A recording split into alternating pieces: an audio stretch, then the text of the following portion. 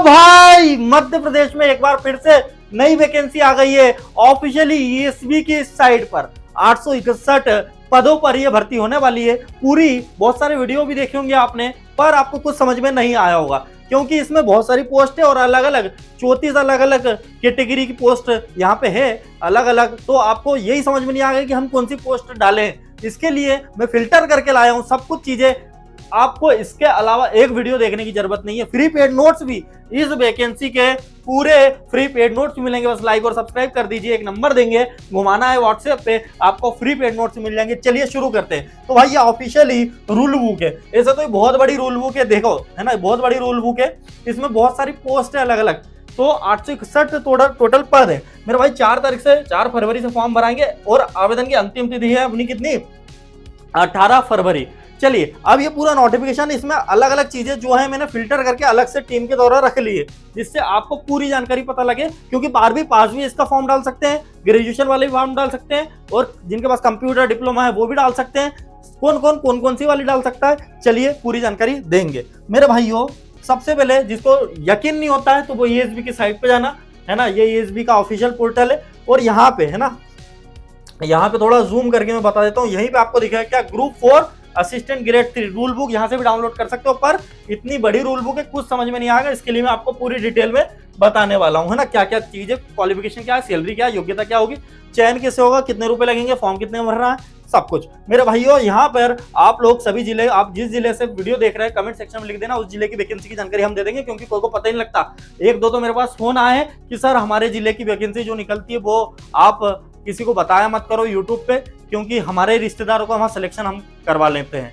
तो भाई इस तरीके के है ना, आपके जिले में भी निकलती है पर पता ही नहीं रहता, इसके लिए हम बताते हैं, हम तो बताएंगे भाई। इंदौर, भोपाल मेट्रो भर्ती, होमगार्ड भर्ती, नगर पालिका भर्ती, लोकसभा भर्ती, सभी भर्ती की जानकारी देख लेना। और जनवरी न्यू वैकेंसी करके आपका एमपी न्यू वैकेंसी जनवरी वाली प्लेलिस्ट बना ली है। चलिए अब आते हैं कहाँ पे मेरे भाई, ये नोटिफिकेशन की सभी चीजें आपको अलग से बताई जा रही है ना। शॉर्ट नोटिफिकेशन जो पूरा है उसमें शॉर्ट तरीके से आपका काम की चीज पूरी बता रहे हैं। देखो मेरे भाई टोटल कितनी पोस्ट है, तो यहाँ पे पेन चेंज कर लेते हैं, थोड़ा सा मजा आने वाला है। टोटल 861 पद निकले हुए हैं, ठीक है।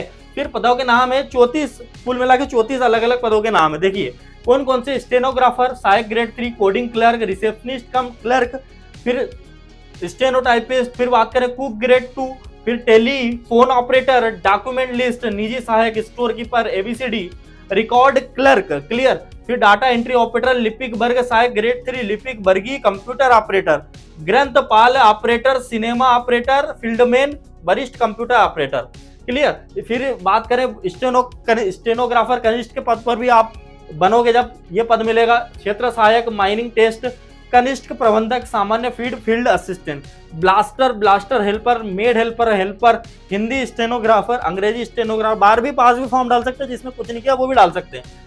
आशुलिपि, कंप्यूटर ऑपरेटर, शिक्षक सहायक, शिक्षक, तकनीकी सहायक, कुल मिला के 34 अलग अलग भाई मेरे क्या है पद के नाम है ना। फिर आगे चलते हैं मेरे भाई, किस चीज के लिए क्या मांगा है। तो सबसे पहले बात करें स्टेनोग्राफर के लिए क्या मांगा है। तो मेरे भाई आपको बता दूं मैं स्टेनोग्राफर के लिए क्या मांगा है।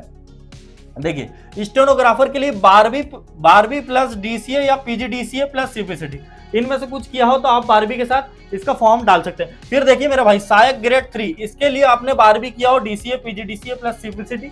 फिर बात करें कोडिंग क्लर्क के लिए क्या है, तो जिसने 12वीं DCA PGDCA CPCT 1 year coding का डिप्लोमा वगैरह किया हो, एक्सपीरियंस हो, तो वो इसका फॉर्म डाल सकते हैं। बात करें मेरे भाई रिसेप्शनिस्ट कम क्लर्क, इसके लिए क्या है, तो इसके लिए मेरे भाई 12वीं प्लस डीसीए पीजीडीसीए किया हो तो आप इसका फॉर्म डाल सकते हैं। नेक्स्ट मेरे भाई स्टेनोटाइपिस्ट, इसके लिए 12वीं प्लस डीसीए पीजीडीसीए किया हो, सीपीसीटी किया हो तो फॉर्म डाल सकते हैं। फिर कुक ग्रेड 2 की क्या मांगे, 12वीं प्लस कुकिंग परीक्षा उत्तीर्ण की हो तो, है ना। फिर बात करें टेलीफोन ऑपरेटर के लिए मेरे भाई 12वीं प्लस आईटीआई या टेलीफोन ऑपरेटर का अनुभव है ना, टेलीकॉलिंग, बहुत सारे बच्चे इंदौर भोपाल में रहते हैं तो जॉब भी करते हैं इसकी। बात करें मेरे भाई डॉक्यूमेंट लिस्ट, बात करें 12वीं प्लस डीसीए पीजीडीसीए, निजी सहायक की पोस्ट के लिए क्या मांगा है, तो 12वीं प्लस डीसीए या पीजीडीसीए इनमें से कुछ हो प्लस सीपीसीटी। स्टोर कीपर है ना, 12वीं वाले भी आएंगे अभी, स्टोर कीपर 12वीं प्लस स्टोर कीपर के 2 कार्य का अनुभव। लाइक और सब्सक्राइब में कमी मत रखना, मजेदार पोस्ट है मेरे भाई। एबीसीडी की बात करें है ना, तो 12वीं प्लस डीसीए पीजीडीसीए सीबीसीटी। फिर रिकॉर्ड क्लर्क की बात करें 12वीं plus DCA PGDCA plus CBCT. Data entry operator के लिए मांगा गया है 12वीं plus DCA PGDCA plus CBCT. लिपिक वर्ग सहायक ग्रेड 3 के लिए 12वीं plus DCA PGDCA plus CBCT. ठीक है, आगे बात करते हैं मेरे भाई। नेक्स्ट क्या है, तो लिपिक वर्गीय के लिए क्या मांगा है, तो 12वीं प्लस डीसीए या पीजीडीसी में तो कुछ किया हो प्लस सीबीसीटी। कंप्यूटर ऑपरेटर के लिए ग्रेजुएशन इन साइंस से होना चाहिए, मैथ्स एंड फिजिक्स से, डिप्लोमा इलेक्ट्रॉनिक्स या कंप्यूटर एप्लीकेशन डीसीए पीजीडीसीए चलेगा। हिंदी इंग्लिश से टाइपिंग प्लस 3 ईयर का एक्सपीरियंस। बात करें ग्रंथपाल के लिए मेरे भाई आपके पास 12वीं होना चाहिए और लाइब्रेरी में डिप्लोमा होना चाहिए।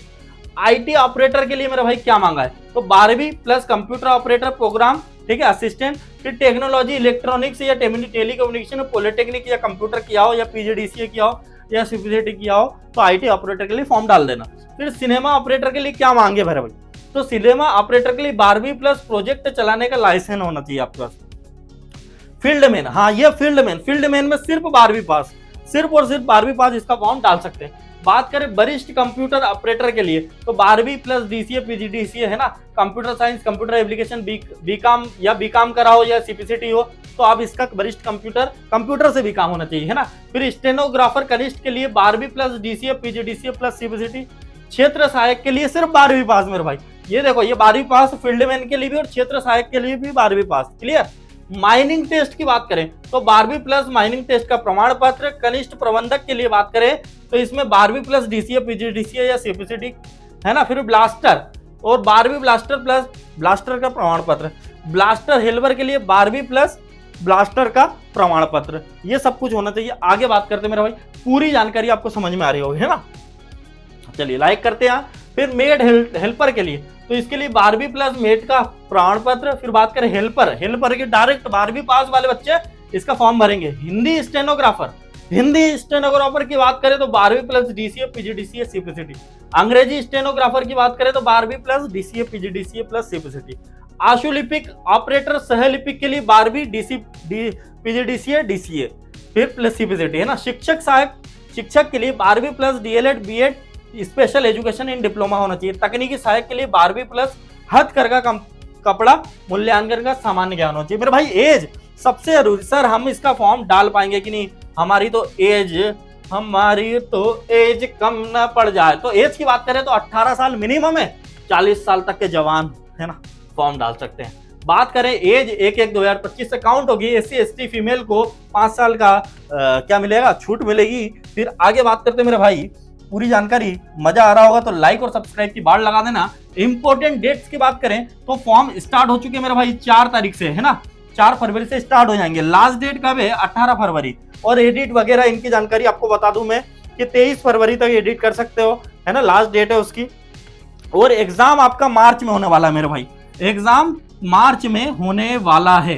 तो एग्जाम की मार्च में होने वाला तो भाई 30 मार्च से, है ना। अब मेरे भाई इतनी जल्दी एग्जाम है तो पढ़े कैसे, तो पढ़ेंगे, उसके नोट्स भी बताएंगे, सब कुछ फ्री में, है ना, फ्री पेड नोट्स भी देंगे आपको। चलिए मेरा भाई आगे बात करें सिलेक्शन प्रोसेस की, तो सीबीटी एग्जाम होगा। कैसा होगा मेरा भाई, आपको बता देता हूं मैं, सीबीटी एग्जाम होगा, 100 नंबर का एग्जाम होगा।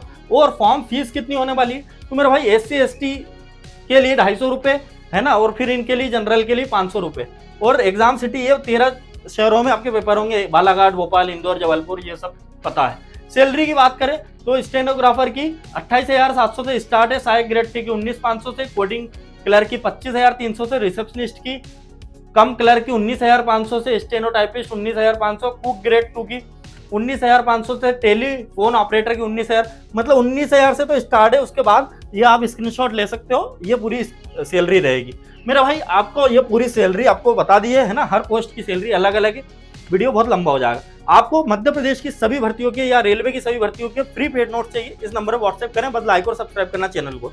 9399818988। मिलते हैं नेक्स्ट वीडियो में। आपको इतनी मेहनत कर रहे हैं तो आप हमारा इस ऊर्जा को और यूज में करने के लिए, हम और यूज कर पाए आपकी हेल्प में, तो आप हमें मोटिवेशन दे सकते हैं लाइक और सब्सक्राइब के माध्यम से। मिलते हैं नेक्स्ट वीडियो में। जय श्री राम, वंदे मातरम। अपना और अपनों का ख्याल रखना मेरे भाइयों। मिलते हैं कल एक और नए धुआंधार वीडियो के साथ।